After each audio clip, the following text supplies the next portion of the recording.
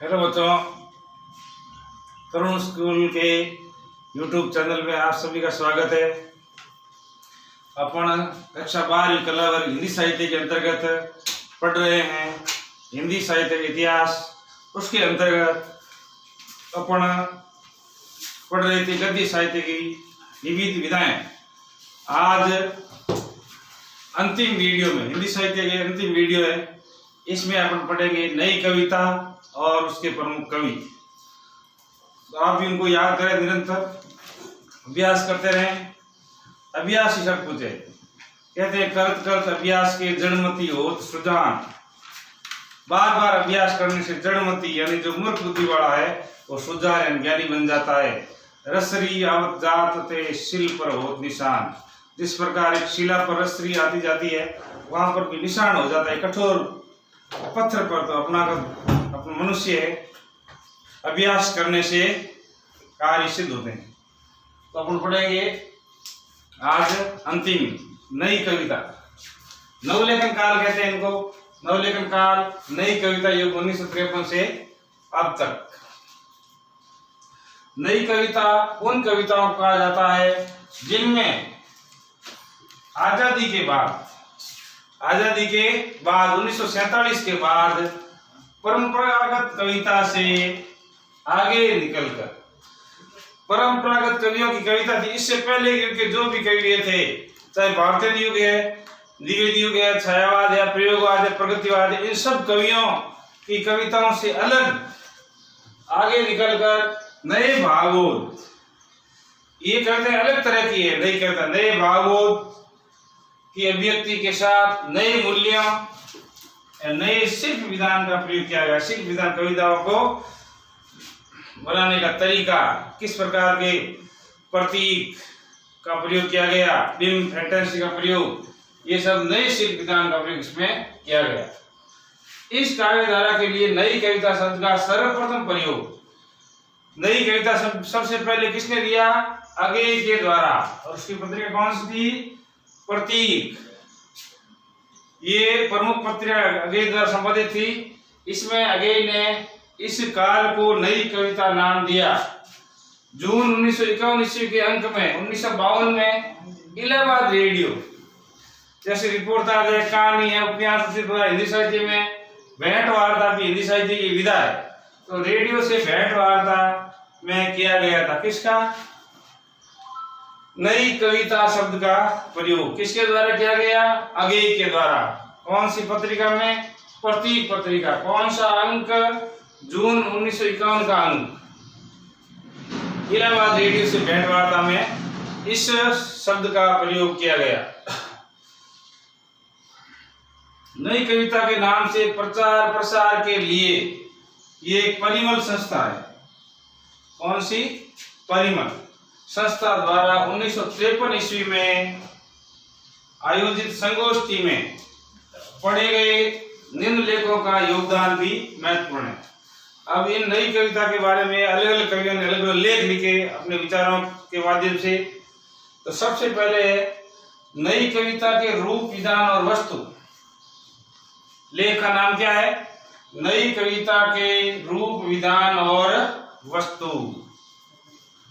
कौन है? भारत भूषण अग्रवाल। भारत भूषण अग्रवाल किस काल के कवि हैं बताइए? सोच के बताइए, मैं इसका आंसर देता हूं।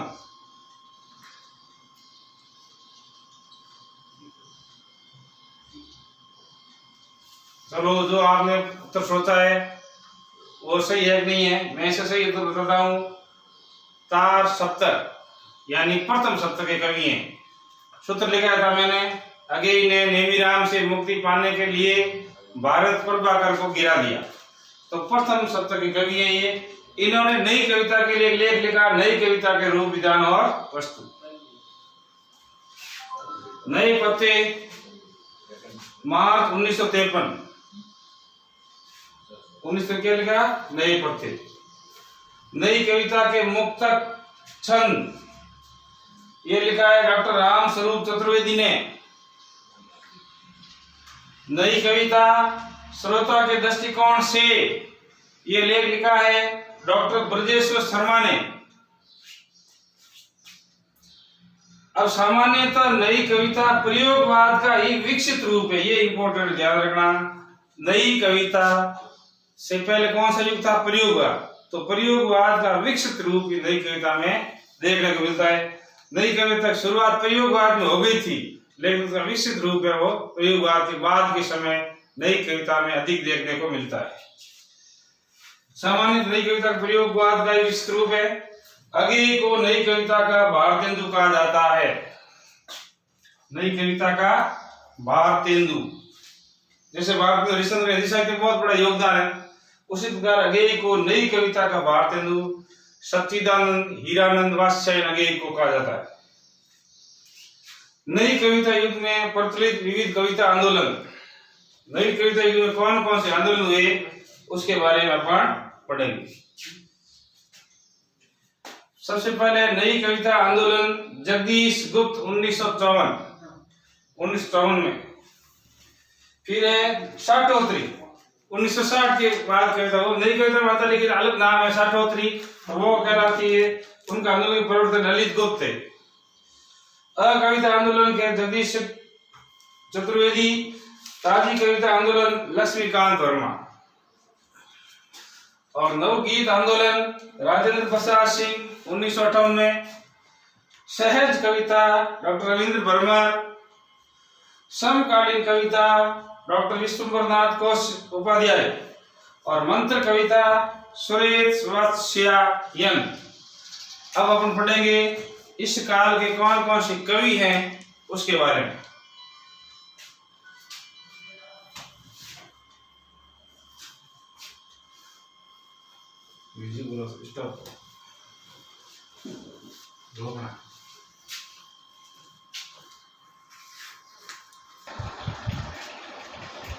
अब अपन पढ़ेंगे नई कविता के जो प्रमुख कवि हैं। वैसे बहुत सारे कवि हैं, लेकिन प्रमुख 3, 4 या 5 या 6 कवियों का थोड़ा थोड़ा संक्षेप परिचय पढ़ेंगे।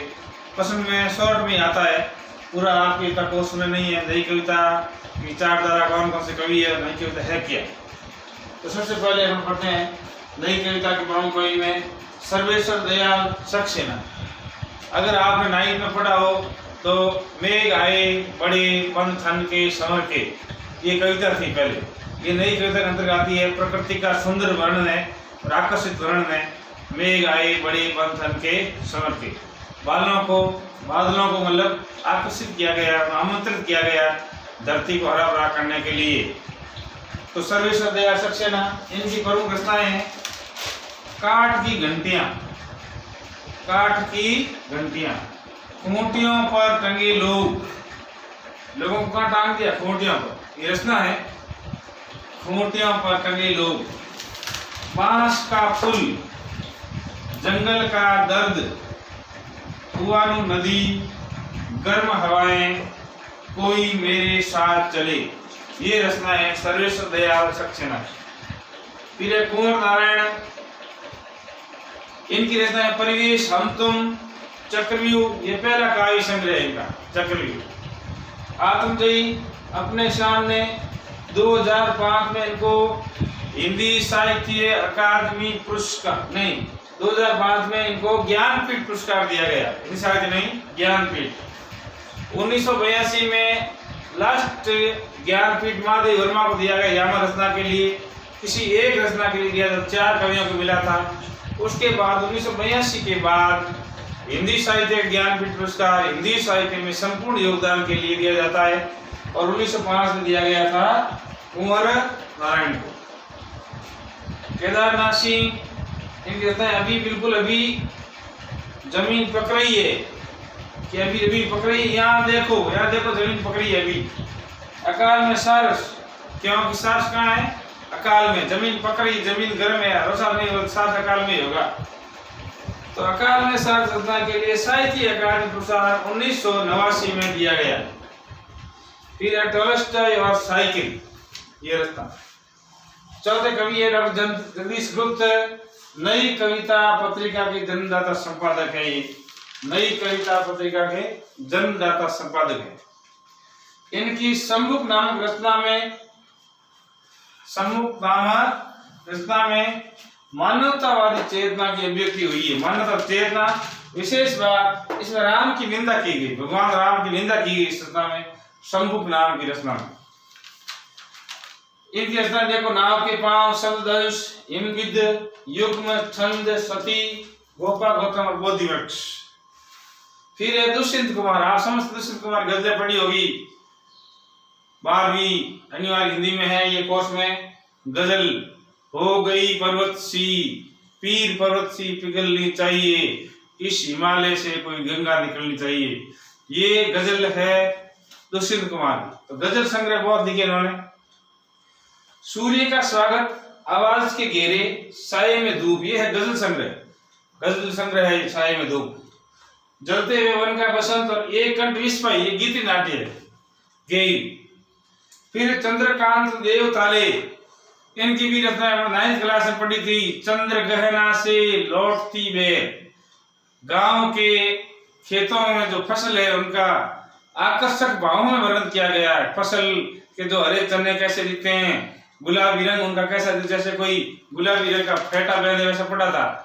तो जो जैसे छोटे छोटे बच्चे आकाश की तरफ देख रहे हैं, चना को ऐसा मतलब मान्यकरण किया गया। 9th के अंदर पाठ था, चंद्र गहना से लौटती बेर, ये चंद्रकांत देव ताले का था। हडिया में सिपा ज्वर, दीवारों पर खून से लकड़बगा हंस रहा है और भूखंड तप रहा है।